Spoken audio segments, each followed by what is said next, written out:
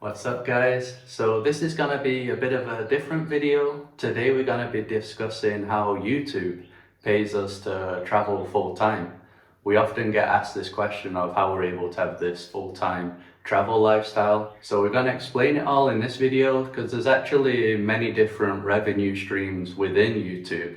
And we're also going to be showing some actual examples of how much we make. We're going to be showing you the analytics that we're able to see. So as some of you may know, we started traveling full-time in 2019, but the channel started in 2017. Chris started it, filming some videos in the US while we were having like a long-distance relationship. And after 7 months of the beginning of the channel, we started monetizing it. We had 26 videos, but at that time we were making like $20 a month, something like that. It wasn't enough to support our travels. Yeah, and I think the threshold to be monetized on YouTube is that you have to have 1,000 subscribers and 4,000 hours of watch time within the last 12 months.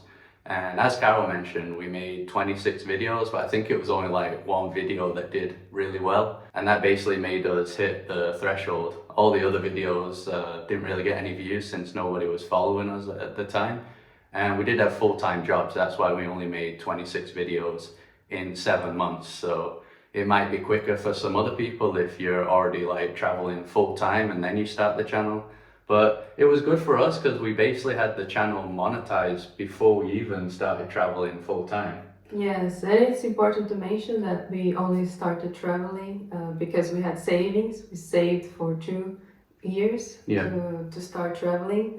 It wouldn't be possible to start counting on YouTube only at that time. Yeah, so for the first couple of years, we were definitely relying on those savings. And we actually have another video that I'll link in the comment section and at the end of the video, which goes into more detail of how we saved up during those 2 years. So first I'm going to talk about our main income source, which is ad revenue from YouTube. So as many of you know, when you open a video on YouTube, you're shown the ads usually before the video, sometimes during the video, at the end. So all those ads that are being shown is how we make money, and it's also how YouTube, the company, makes money. So it's not YouTube that's creating those ads. Basically, other companies, like you might have like a hotel company like Marriott, they'll go on some sort of interface in YouTube to create an ad. And there they're able to select like the audience that they want, also the location, many different things. And they will create that ad and then it will be placed in the video depending on what audience they wanted to attract. And then when those ads are shown to the viewer, basically we get 55% of that money and YouTube takes 45% of it. So now I'll start to show you the analytics page, which will make it a lot clearer, and also show you how the price varies from location to location, video to video. It's never really the same amount. So first I'll show you this recent video, which is a Kyoto travel guide, one of our recent videos. And this one did really well, a lot better than usual. So you can see 43,000 views, made $664 so far. You can see here that there's two things. So there's one called CPM, and this one has a really good CPM for travel vlogs. So that basically means cost per 1,000 views. So basically the advertisers that are putting ads on this video are paying around $38.58 for every 1,000 ad views. Not video views, the ad views within the video. But then if you go over to the right, there's RPM, which is also the revenue for 1,000 views. And this is actually more accurate to what we're making. So as you can see, it's a lot lower, $15.86. So the reason that's lower, because as I mentioned, YouTube takes 45% for them. So that's already reduced. And then there's also many viewers that skip the ads, so then we don't get paid. So that's why the value is also not 55% of $38. It's even lower. So some of you may not know that creators only get paid, I think, if you watch at least 30 seconds of the ad. So if you're ever watching a video and you just skip straight away, that creator's not getting paid anything. So yeah, us creators really rely on people watching the majority of the ads. And now I'll be able to show you exactly why the price can change so much. So as I mentioned, this Kyoto video, got $664 from 43,000 views. But then if I go to the video that we posted before this one, in Nara, also in Japan, it has more views, 46,000, but it made just $351, so like almost around half the price. So usually within the same country, it doesn't vary as much as what I'm showing you right now. This is kind of an extreme situation. The RPM and CPM on the Kyoto video are way higher than we normally get. I think it's actually the highest we've ever gotten on any videos for some reason. And also because there are more Americans watching for a longer period of time and then Japanese. I think that's also why we got more money from the Kyoto video. So I'll be able to show you even better how it works in the analytics once again. So in this one, you can see that the most views that we got were from Japan, 29% of the views, around 12,000. But those views only made us $39, whereas in the US, we had less views, almost around the same, but around 11,000. But it made way more, 367. And if you go down, even like Canada, 3,000 made 68. UK's is also very high, 2,000. So all these are less views than Japan, but made more money. So that's a big thing that impacts how much creators make. It depends on the location of your viewer. So basically, if you just think the richer the country is, the more it usually pays. So US is a rich country, UK, Canada, and I think the ones that pay the highest are those like Scandinavian Nordic countries like Norway. I think Norway might be the highest. Other countries like Switzerland, Holland, Germany, they'll all pay really high. And then you'll also get the opposite effect. So if we go to a country that's quite poor, like I'll show you an example soon, Nepal, their value is super low per ad view. So there's many countries like that. And usually as we're traveling around, our audience is always switching. But we're just very fortunate that we have kind of like a loyal base that is US, Canada, UK, and a few from Australia. And it seems like it doesn't matter what country we go in, we always get these kind of amount of views, around like 40, 50, 60% from those countries. So that's really, really helped us a lot to have more of a steady income, I think. Yeah. I can also add another column here called ad impressions, which is the amount of times the ads were viewed per each country. So here you can see that even though Japan had the majority of the views, 29%, they only watched 14% of the ads overall. So from 12,000 views, they got shown 19,000 ads. Whereas look at the US one, from 11,000 views, the US watched 52,000 ads. So that's a lot. And I think a lot of it has to do with the average view duration. So you can see this column here, the US were watching for almost 20 minutes, which is a lot. We didn't actually realize they'd be watching for that amount of time on average. So the longer they're watching, the more ads YouTube might be showing them during the videos. So that's why they'll have a lot higher ad impressions. Whereas the Japanese were just watching 8 minutes on average. And we think that's just mainly because Japanese, the majority of them don't speak English. So they probably just open it and then like skip through, just see what the foreigners doing in their country. Whereas like countries like US, other English speaking countries will be watching longer since they understand what we're saying. So now I'm going to show you the Nepal example that I mentioned. So last year we went to the Holi festival there. And if you look here, the video did well with views, 212,000 views. That's really good for us. But it made $454. So for example, those Japanese videos, if we got that amount of views over there, we'd make a lot more than 400. And if I go into the revenue tab, you can see that the RPM on this one is just $2.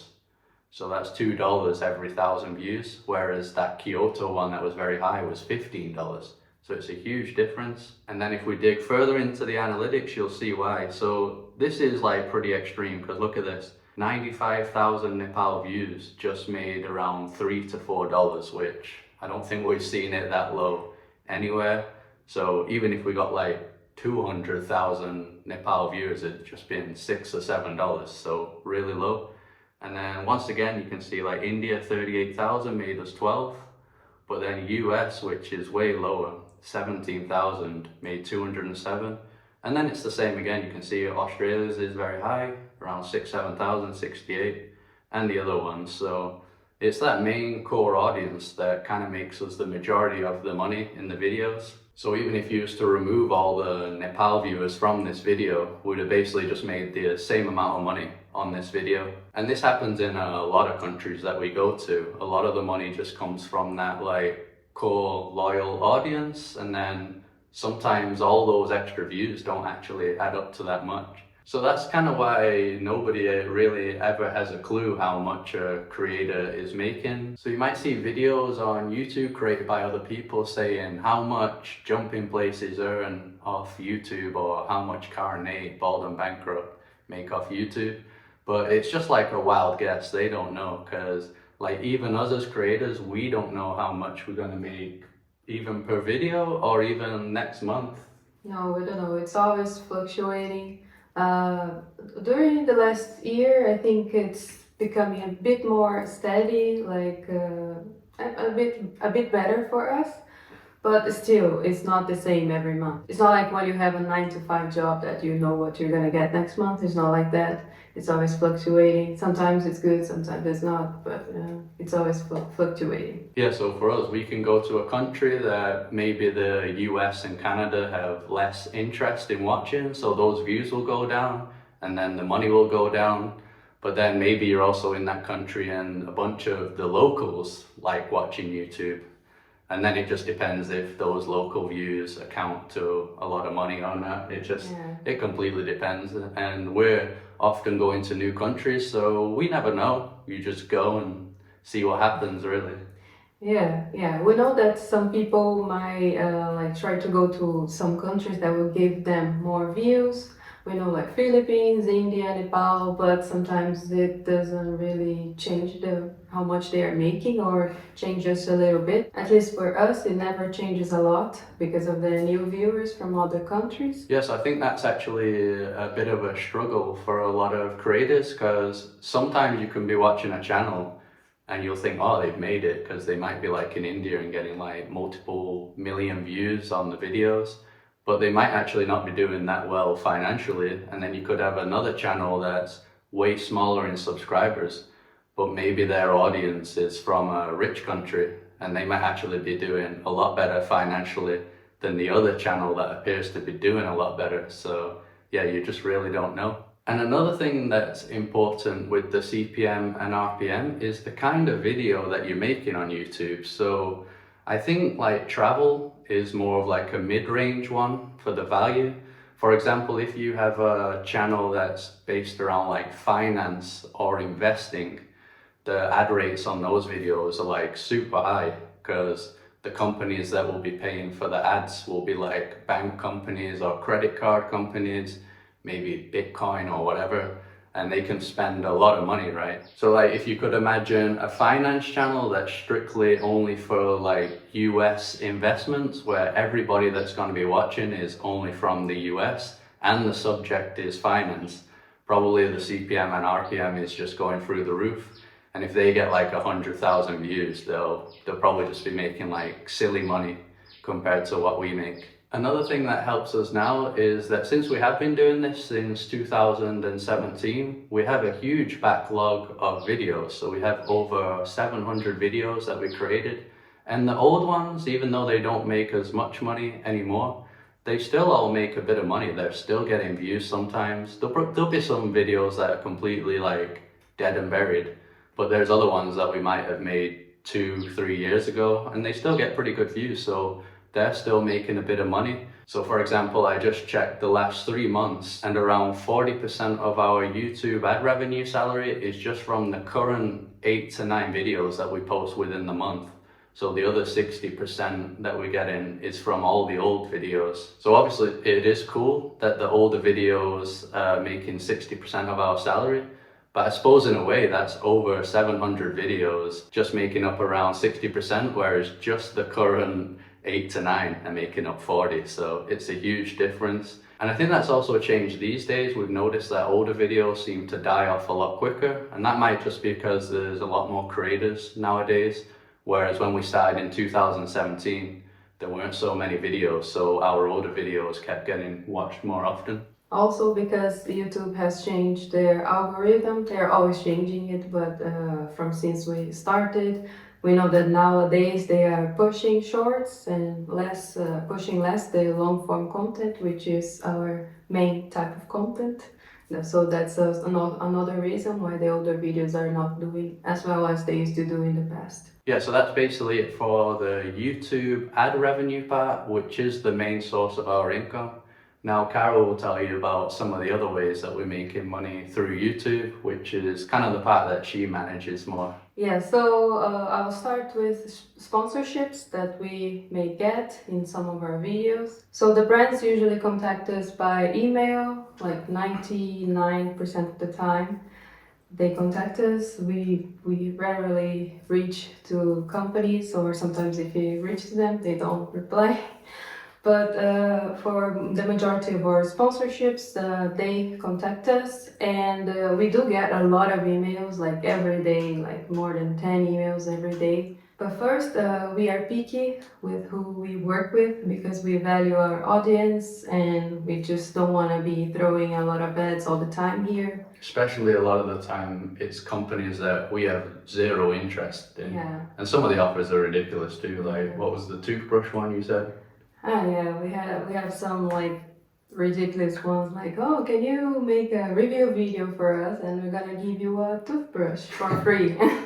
It's like crazy. We're very desperate to have a toothbrush for free to make an entire video about it. Yeah, so sometimes they don't give us good offers, and sometimes we just don't know the brand or just don't think they're valuable or offer something that we use, so we don't work with them. Yeah, a lot of the ones that we actually work with are companies that we were already using. So then it's just perfect for us because it is actually something we already use.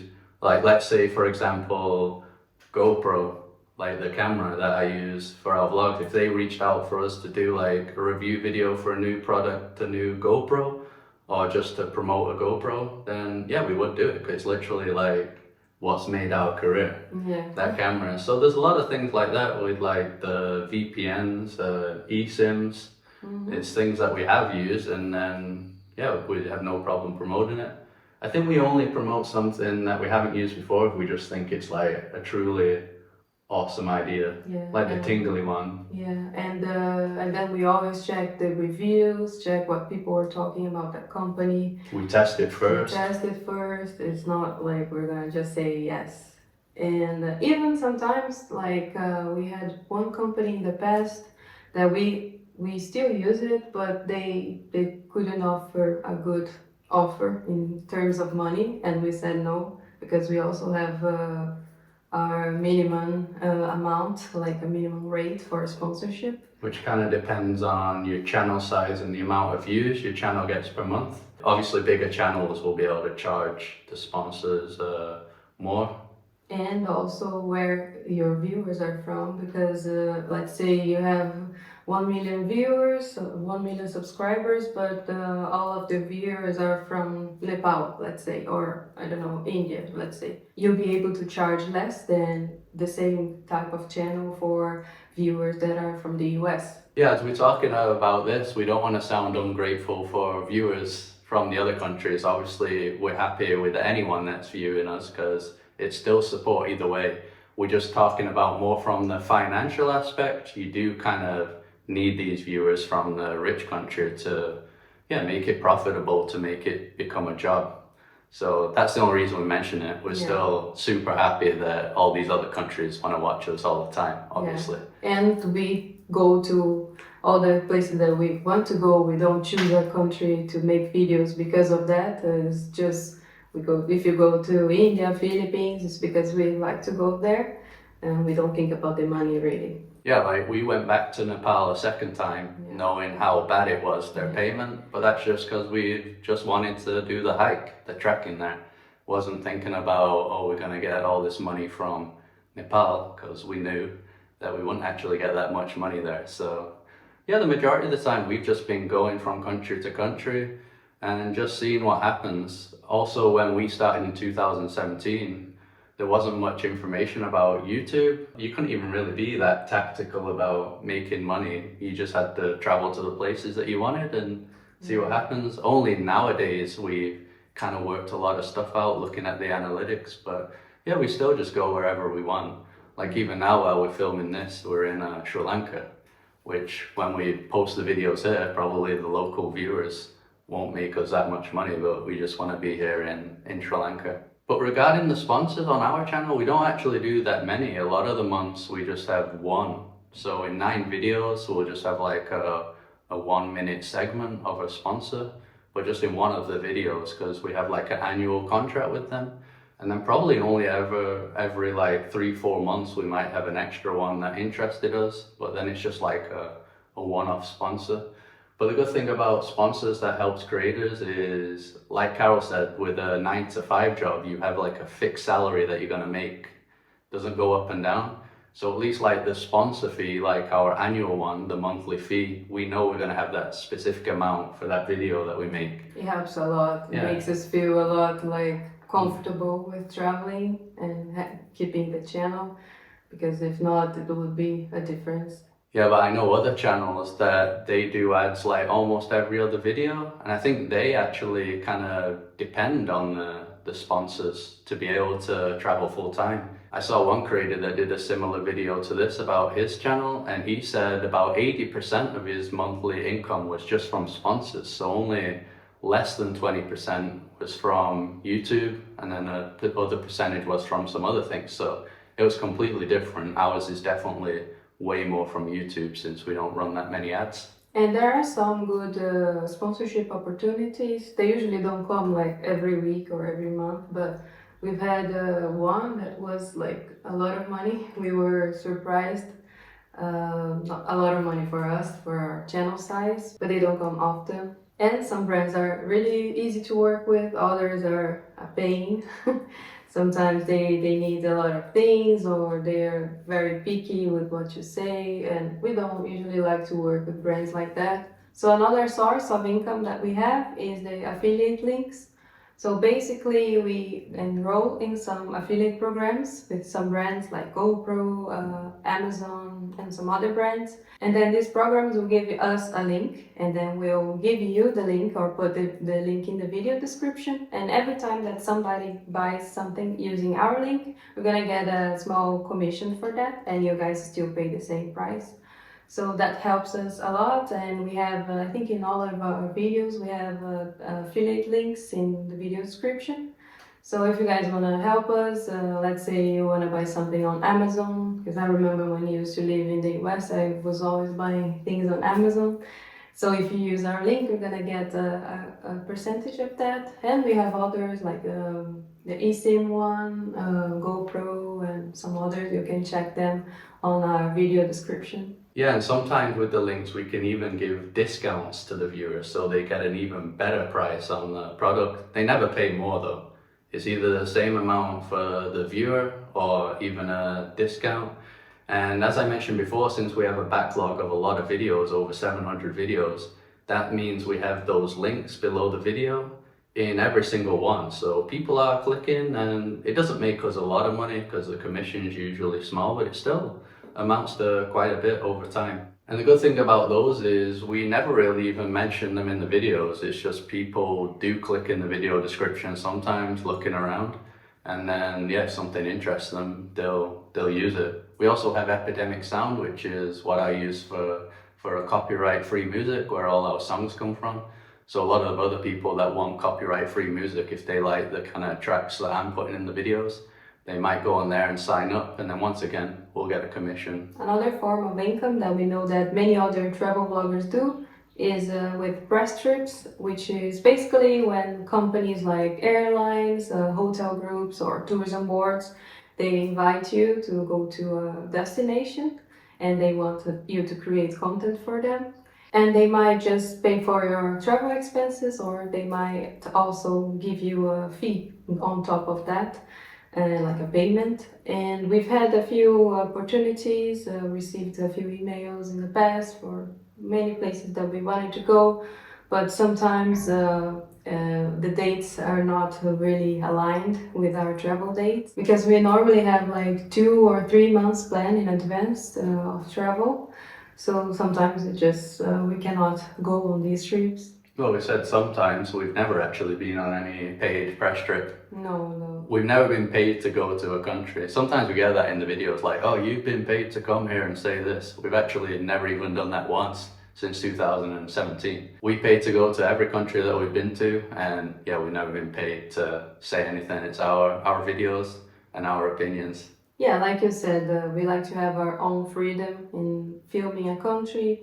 And normally on press trips, they have like some guidelines and the content has to be planned, and we don't like that. We may have an opportunity in the future that will be appealing to us, but it hasn't happened yet. So another pretty common thing for travel creators is like a partnership exchange. I don't know what you'd really call it, but an example would be you might stay at a hotel for 2 or 3 nights, depends what the agreement is, in exchange for showing that hotel in a video.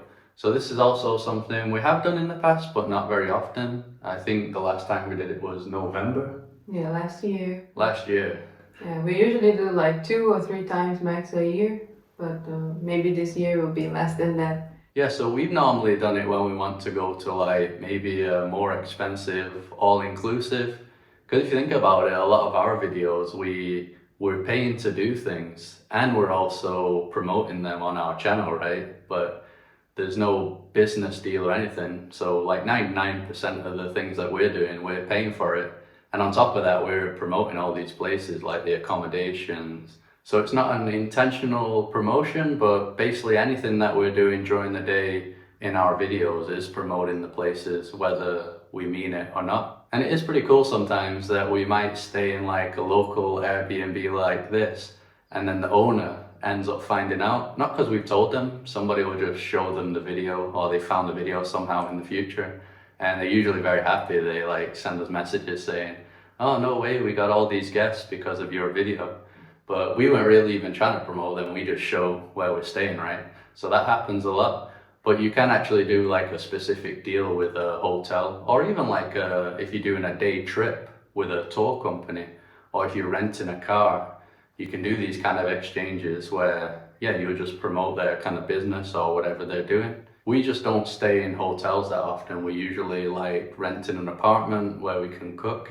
In theory, you could even do it with an apartment, but I don't think we do it because it's not usually like a business. An Airbnb, it's just like some regular person with a house.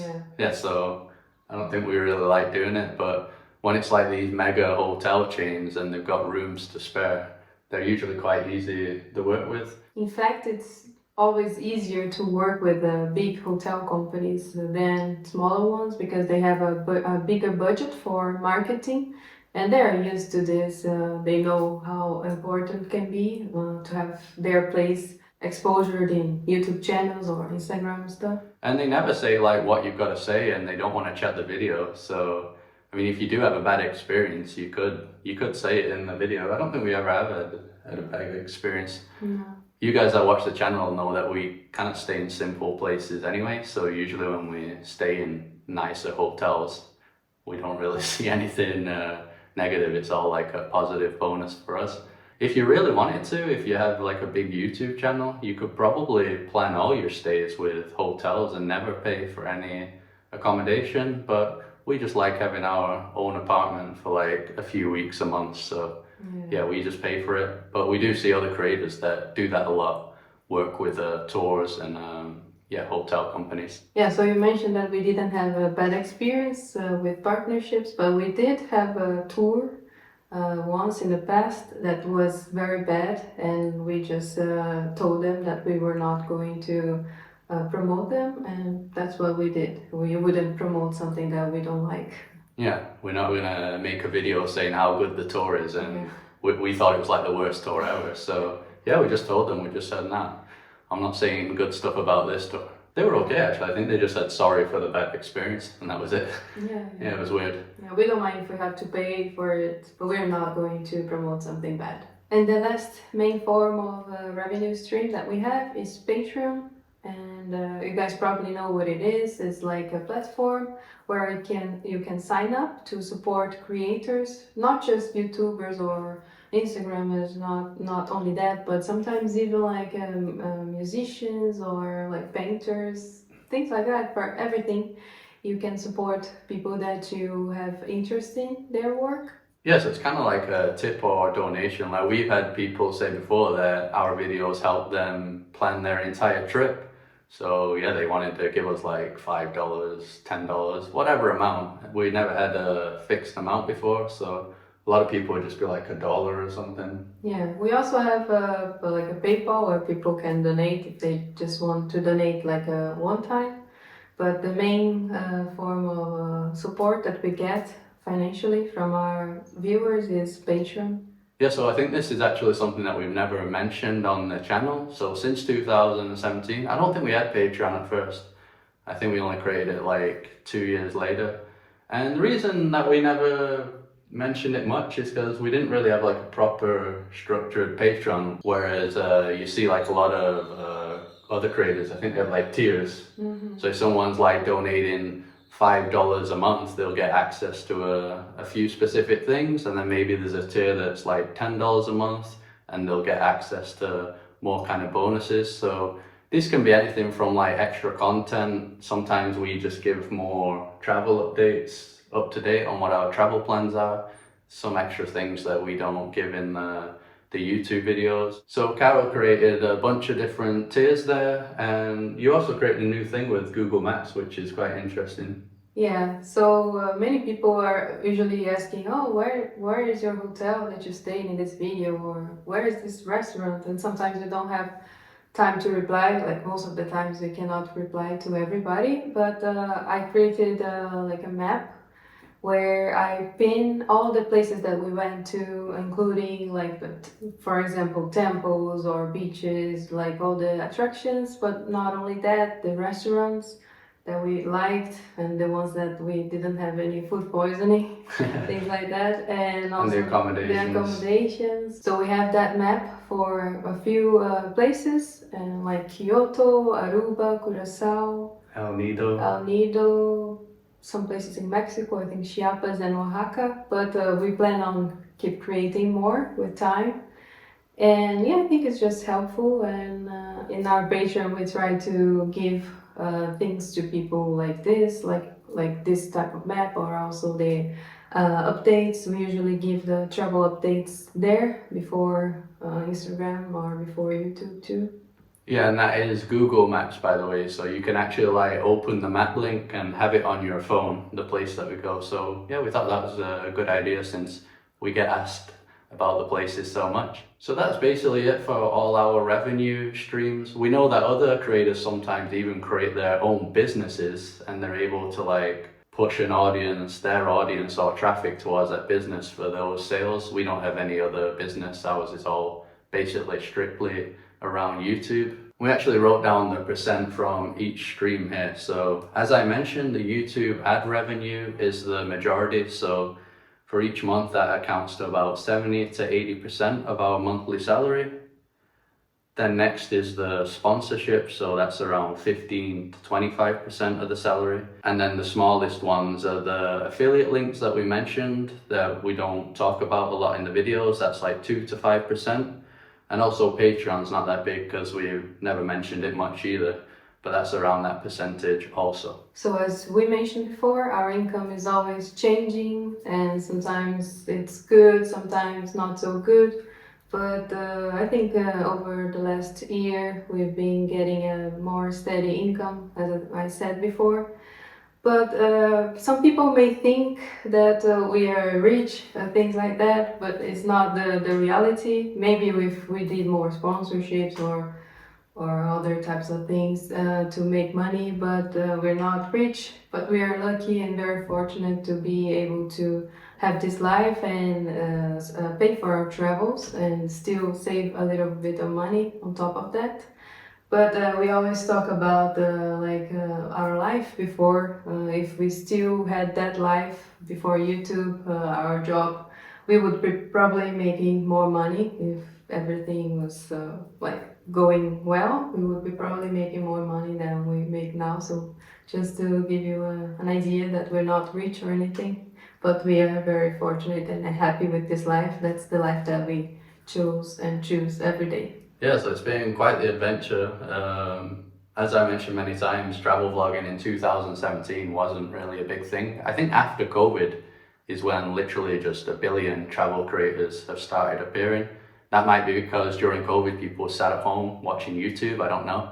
But so many came after. So when we started in 2017, we didn't really know about any of these things, just going making videos, and then yeah, just after a long time it finally worked out. Because we mentioned that it took 7 months to get monetized, but I think it was only at the end of 2020 or in the beginning of 2021 where we started making a bit of actual profit, or even breaking even. So that just shows you it took like years to actually make some legit money from this. But that also depends on the creator. You get some new ones every now and again that just blow up straight away and super successful. You also get others that have just been doing it for like years and years but aren't getting anywhere. It's just depends. I don't know how it works. And when we started, we weren't sure that we would be able to make money. So it was just like filming our adventures. But nowadays, I think most creators, they start to make money and travel and make money, but they already have that certainty that they can make money from YouTube, and we didn't have that in the beginning. Yeah, exactly. I think now people know a lot more. There's videos like this as well from other creators talking about how they're doing things financially. And this isn't just for travel vloggers really. The things with like ad revenue and affiliate links applies to basically anyone that's doing stuff on YouTube. Any other kind of niche or subject, they're kind of making money that way. So it kind of just applies to YouTube as a whole. So I know we rambled on a lot in this video, but as you can see, it is actually very complex to the point where, like we said, we don't even know how much we're going to make next month or the month after. It just keeps fluctuating all the time. And yeah, it is just very complex. We didn't know all this when we started. It's interesting though. So our next videos will be back to our normal travel videos from here, Sri Lanka, and we hope you guys are going to enjoy those videos, and we also hope that you found this one helpful and informative. Have a good one. Bye bye, have a good one.